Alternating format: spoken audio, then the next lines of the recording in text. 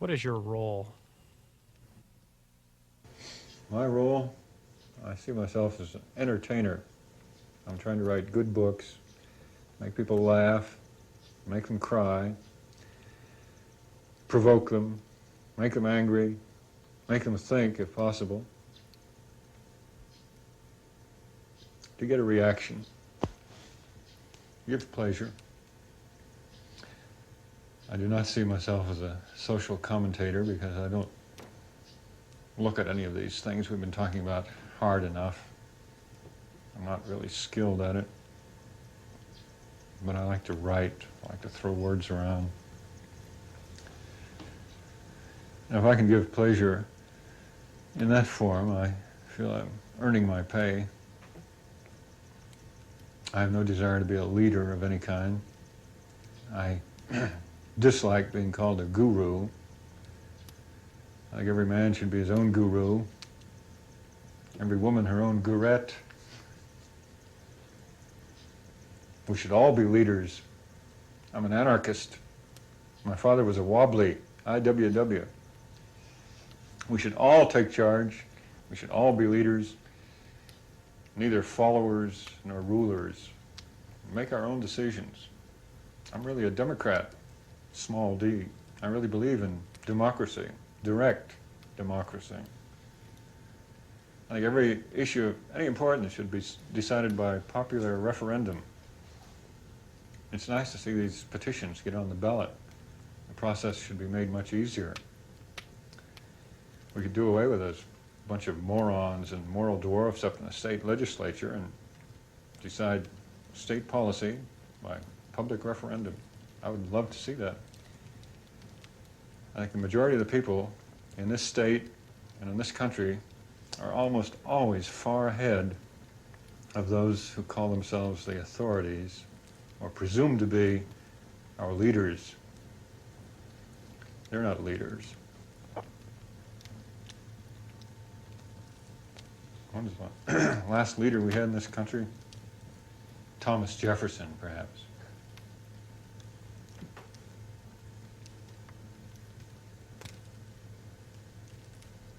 Anyway, my role is just to write books. I'm not really trying to do anything more than that. Write some good books, if possible, and enjoy my life and the lives of my family and friends. And my enemies. I enjoy their problems too. What do you see as being the major environmental problems in Arizona today? Progress, development, growth, industry, everything that the politicians and the Chamber of Commerce loves, I'm against. I think it's gradually destroying Arizona. And I don't think it'll survive. I think we're using up our resource base, especially water, much faster than it can ever be replaced. And therefore, unless some sort of technological miracle saves us, I imagine that in a century or two, Phoenix and Tucson will be small towns again, and probably very nice places to live.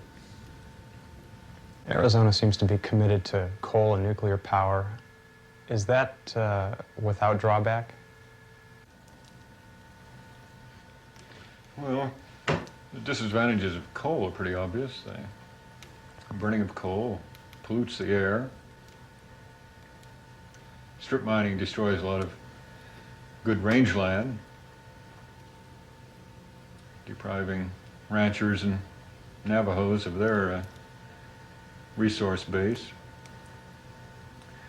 And coal, too, is just a temporary fix, even though we may have an awful lot of it in this country.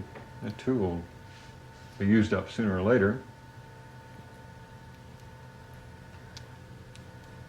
So if we want to create a long-term civilization here in the West or North America, I think eventually we're going to have to rely on renewable resources like sunlight and grass and trees, surface water, running water.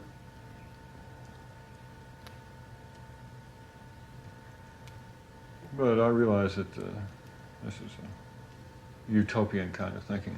Most people in Arizona or in the United States, for that matter, don't take it seriously. The people who run this country assume that technology and science will rescue us each time from our foolishness. And so far, it might appear that they've been right. Or if we burn up the planet, then we'll, I suppose, try to export the human species into outer space, space colonies, colonize the moon, Venus, Mars. That's what I would call real crackpot thinking, scientific utopianism.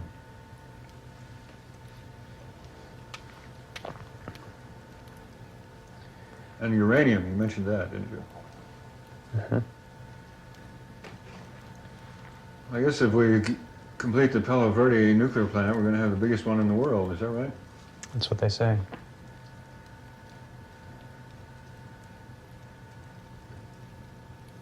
I find nuclear power very unappealing, first of all, because it's undemocratic. It centralizes control. It puts our lives and livelihoods in the hands of a very few people, and probably one big utility, one big public agency, over which the public has very little control. And of course, there are the well-known dangers of it. There's no guarantee that these nuclear plants won't break down and melt down and maybe force the evacuation of the entire city of Phoenix someday. That is a very expensive form of power. I don't know the economic details, but it may turn out to cost more than it's worth. It's simply in dollars. Nuclear power has been a heavily subsidized industry so far, subsidized by us taxpayers in one way or another. And that's how it's survived as long as it has.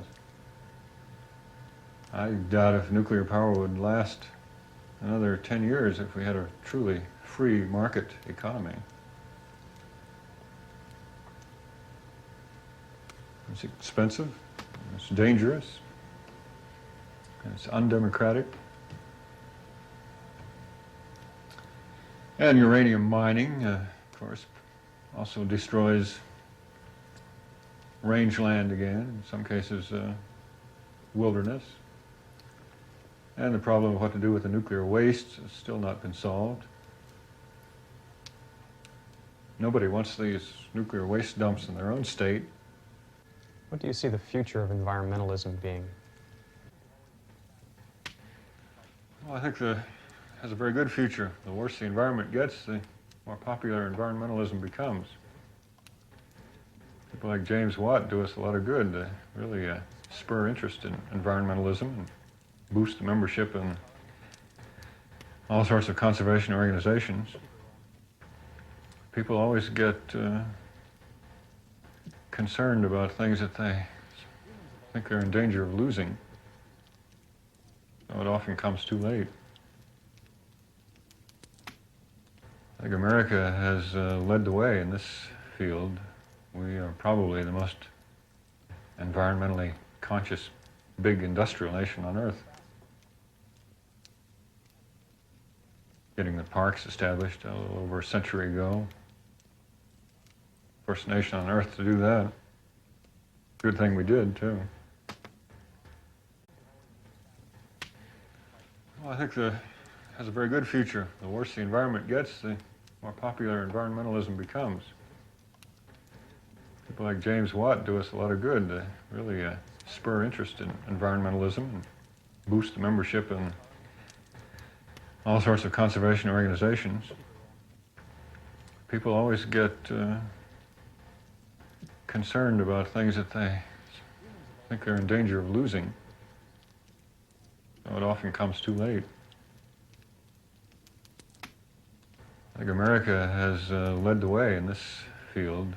We are probably the most environmentally conscious big industrial nation on earth. getting the parks established a little over a century ago. First nation on earth to do that. Good thing we did, too. I'm not much of a prophet. I suppose the conflict between conservation and development will grow more intense each year with the pressure of a growing population and economic demands.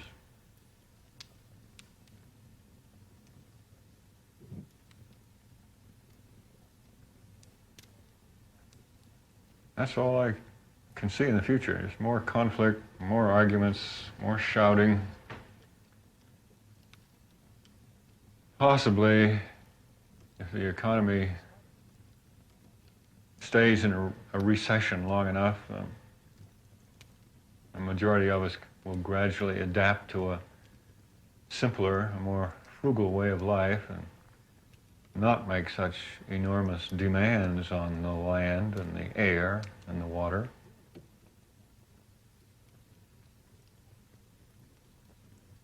But there's so many of us in the United States already, 240 million, I guess, and still growing. The rate of growth is supposed to be slowing down, but the total keeps growing. When I was a kid in school, we were taught that the population of the United States was 120 million, as if that were a fixed, permanent figure. And now, it's apparently just about doubled. And all of us want to maintain our American standards of living. We like having these nice little houses and electricity, running water, cars and pickup trucks and motorboats. It's hard to give up all these technological toys. We wouldn't have to give them up, in fact, if we had a small population. I guess I'm sort of a nut on the subject of Planned Parenthood.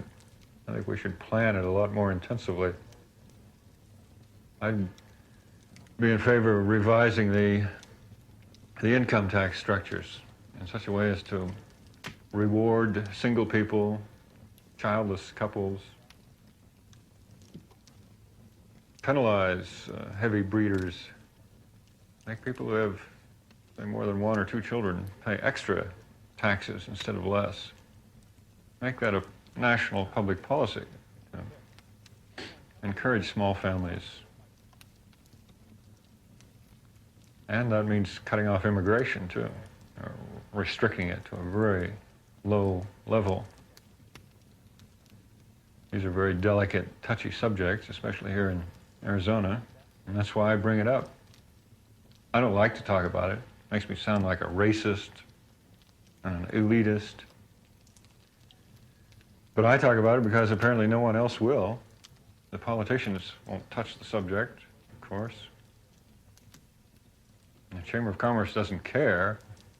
They welcome a growing population because that means more demands for more goods, more intensive exploitation of the land and the water and the air, strip mining the ranges and clear cutting the forests and damming the last of our free-flowing rivers.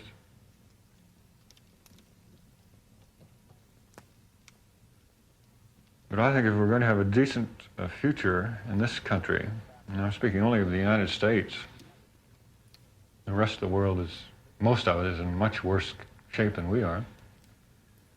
If our children and grandchildren are going to have a decent life in this country, we're going to have to reduce the total population gradually by attrition, letting old farts like me die off, by cutting off immigration, especially illegal immigration, and by gradually adapting to a simpler lifestyle, doing without more things, giving up a lot of our gadgets, or making them so expensive that you have to choose. You can have a car or a pickup truck, but not both. That's kind of ridiculous. Things like that. A gradual, I wouldn't call it a reducing of the standard of living, but a simplifying of our way of living. And I think it'd be good for us. It'd be good for us to do more walking, or to ride bicycles to work and to school instead of driving a car. These are old ideas, of course. People have been preaching them now for 10 or 15 years. I don't have any new ideas on the subject. I just repeat the old ones. I think there's great popular support for these basic ideas, great popular support for environmentalism. All the polls, all the elections seem to suggest that most of the voters want clean air. They want the clean air laws not only maintained but strengthened. Most people seem to want our wilderness areas preserved. Most people apparently would prefer to live a more outdoorsy sort of life, to get away from the big cities and even the suburbs now. Apparently more and more people are moving back to small towns or even to farms if they can manage it. So I think environmentalism has popular support, has majority support, but we don't have the money, we don't have the power to translate that popular support into political action, or at least not into enough political action. Power still lies in the hands of corporations, those with lots of money to throw around. Some of your books speak of environmental sabotage. Is that a legitimate option? Well, I'm not going to advocate sabotage publicly on the federal airwaves here, but I think there probably will be more of it if the conflict between conservation and development becomes more intense, and if the politicians fail to follow the popular will on the matter. I think a lot of people are going to become very angry, and they're going to resort to illegal methods to try to slow down the destruction of our natural resources, our wilderness, our forests, mountains, deserts. What that will lead to, I hate to think. If the conflict becomes violent and physical, then I'm pretty sure the environmentalists will mostly end up in prison or shot dead in their tracks. So I hope we can save what's left of Arizona and the United States by legal political means. And I still think we can. I still vote in elections, even when there doesn't seem to be much to vote for or against, when there's not much choice. I think if enough people get sufficiently concerned, why we can still make changes, the needed changes in this country by political methods. God, I hope so. What are some positive things that are happening today? All the arts are thriving. Music, literature, dance, sculpture, painting. Seems to me that in this country and in most of the world there's a great burgeoning artistic activity. I think modern technology has created a sort of world culture which may in some ways actually be bringing people together or creating an international culture, and that may turn out to be a good thing.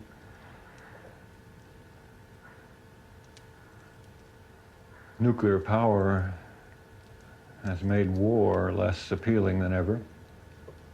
Hydrogen bomb takes all the fun out of war.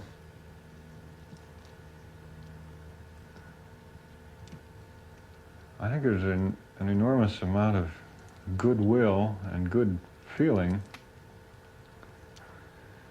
being shared around the world. People visiting one another, visiting one another's countries and lands, and getting to learn something about each other. But this is in a race against the other catastrophe of overpopulation, war, hunger, civil war, revolution. Not that I'm against revolutions. I think many of them are necessary and therefore justified.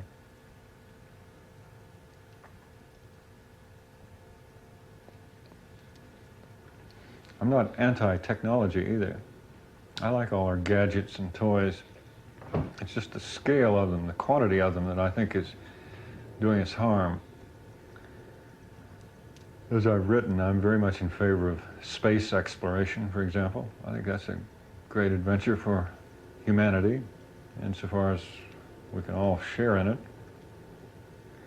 I think it should be supported by voluntary contributions only, though, not by compulsory taxation under threat of prison and death. The Sierra Club gets by on voluntary contributions, and so should NASA and moonshots and space travel. Let those things be financed by people who are willing to support them.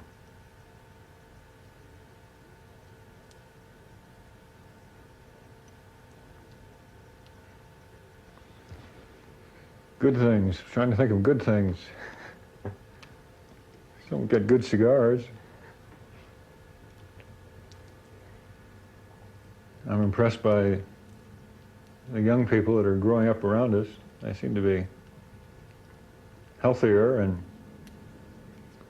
more athletic and brighter than ever. At least the ones who haven't been lobotomized by too much television and Newsweek and Time.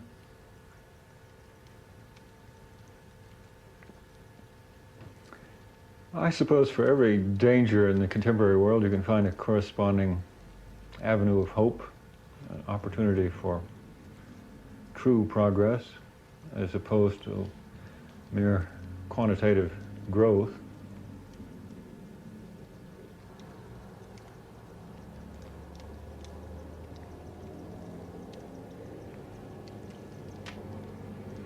Probably never before in human history have so many been so keenly aware of what our troubles are and what causes them and what can be done about them. I think the knowledge and the goodwill is here, present in most people. Our problem is how to translate that knowledge and goodwill and technique into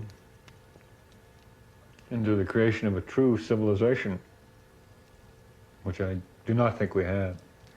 As Kurt Vonnegut says, we're still living in the Dark Ages. I agree with that. But we're still struggling to get out of the Dark Ages into some kind of enlightenment. I think that's possible. It still might happen before disaster solves all our problems for us. If we don't solve our troubles by reason and goodwill and generosity and mutual aid and sharing, then I think our troubles, national and international, will be solved in the usual way, by catastrophe, by war, famine, plague. And what was the fourth horseman? Death.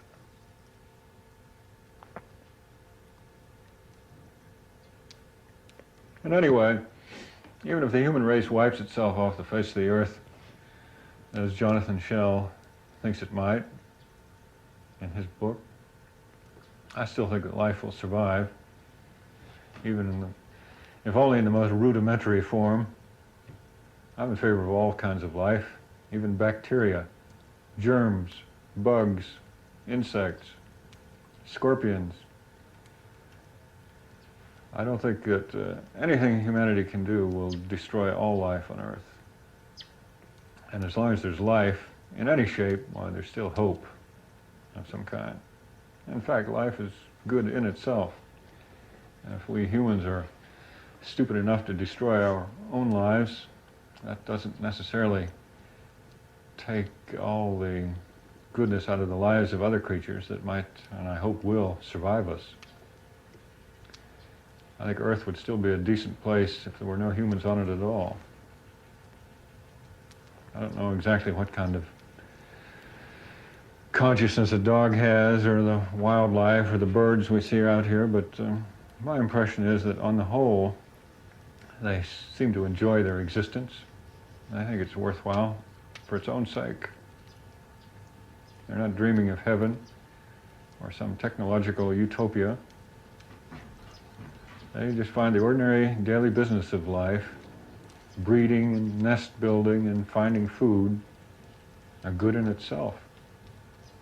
And I agree with them. I think the hawks are right, and the rattlesnakes. Keep going. Continuity.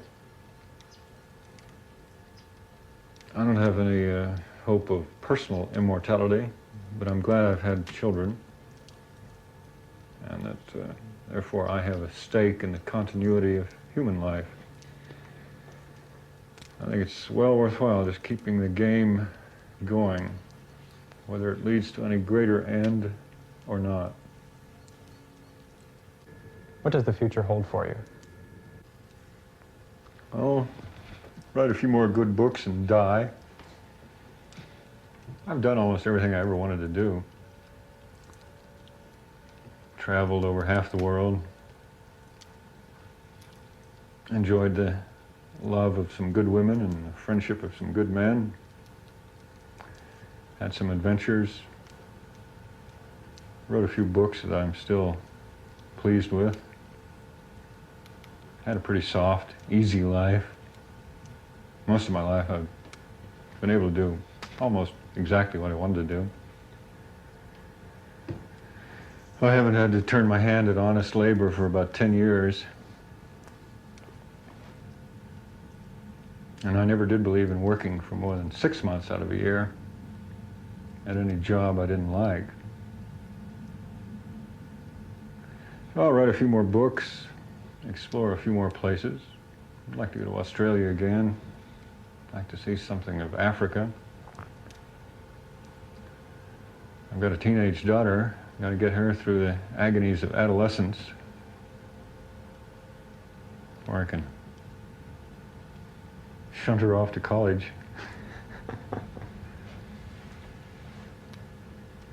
I'd like to grow wise and venerable, but I haven't figured out how to do it yet.